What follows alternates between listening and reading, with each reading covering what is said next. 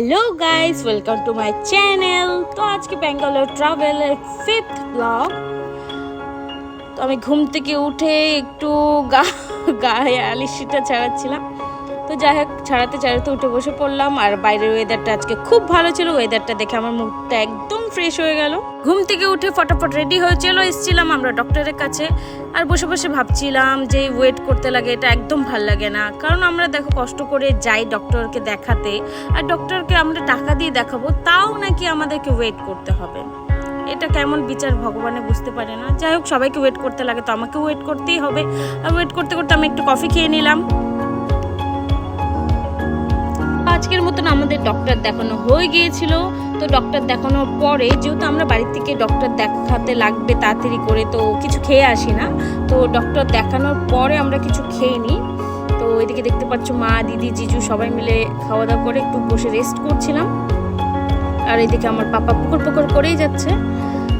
আর এদিকে আমরা বেরিয়ে পড়েছিলাম বাড়ির উদ্দেশ্যে, যেহেতু আমাদের ডক্টর দেখানো কমপ্লিট হয়ে গেছে। এটা হসপিটালের বাইরেটা, হসপিটালের বাইরেটাও খুব সুন্দর, ভিতরটাও সুন্দর আছে আর নিট অ্যান্ড ক্লিন। এই জিনিসটা আমার খুবই ভালো লাগে। আর এইদিকে দেখো, আমি একটু ছাদে গিয়েছিলাম আর আমার ভাগনা চলে গেছে ওখানে উপরে ডাকতে আমাকে। কারণ আমার বিকালে করে ডেইলি রুটিন হলো ওকে নিয়ে পার্কে যাওয়া। পার্কে গেলে অন্য কারোর সাথে যাবে না, ও আমার সাথেই যাবে। বিকাল হলেই আমার কাছে চলে আসবে, বলবে এসে মামশুনে চলো আমাকে নিয়ে পার্কে।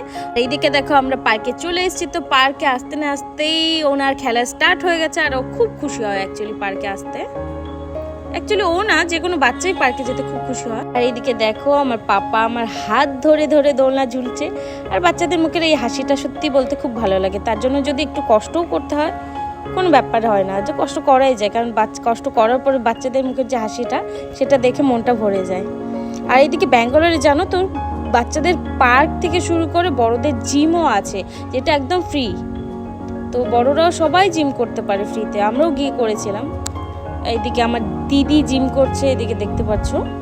এদিকে আমার মাও একটু এক্সারসাইজ করে নিচ্ছিল। গাইজ, তোমরা একটু প্লিজ আমাকে সাপোর্ট করো। আর তোমরা সাপোর্ট করলে তোমাদের কোনো ক্ষতি হবে না, বরং আমার অনেকটা হেল্প হবে। ব্লগটা এতটাই, দেখা হচ্ছে নেক্সট ব্লগে। Tata, by.